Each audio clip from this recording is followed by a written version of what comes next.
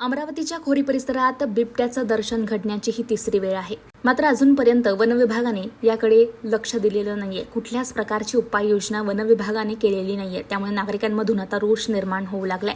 बागडे लेआउटमध्ये राहुल मेश्राम यांच्या घरी लागलेल्या सीसीटीव्ही कॅमेऱ्यामध्ये रात्रीच्या 12च्या दरम्यान बिबट्या जात असताना कॅमेऱ्यात कैद झालाय. त्यामुळे आता नागरिकांमध्ये पुन्हा भीतीचं वातावरण निर्माण झाले. कारण त्या भागात सर्वात जास्त लहान मुलांचा वावर असल्यानं नागरिक आपल्या लहान मुलांना घराबाहेर काढण्यास घाबरत आहेत.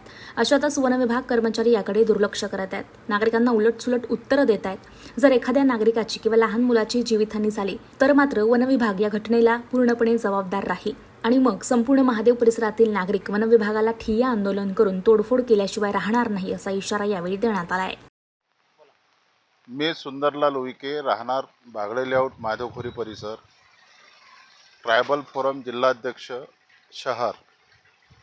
महादेवखोरी या परिसरात 21/7/2022 रात्री 12:30 वाजता CCTV फुटेजमध्ये पाहिले असता रात्रीला एक मुलगी मेश्राम साहेबांच्या घराच्या शेजारी असणारी ही मुलगी रात्रीला अभ्यास करत असताना त्या मुलीला तो खिडकीतून आढळून आला असल्यामुळे त्या परिसरात आरडाओरडा झाली आणि आरडाओरडा झाल्यानंतर तिथल्या रहिवासी जे लोक आहेत ते एकत्रित एका ठिकाणी जमा झाले आणि ती घटना जवळपास 3 दिवसापासून या परिसरात गाजल्या जाऊन राहिली पब्लिकमध्ये.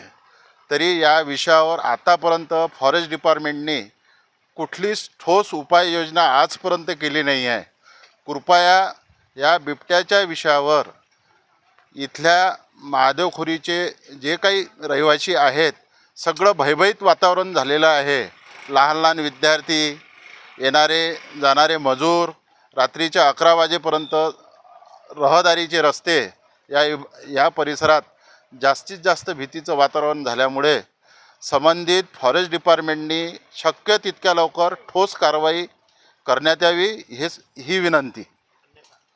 अन्यथा आम्ही सगळे इथील रहिवासी बागडे लेआउट तुमच्या ऑफिसला येऊन आम्ही धरणे आंदोलन करू, अन्यथा तोडफोडीचा कार्यक्रम तयार करू.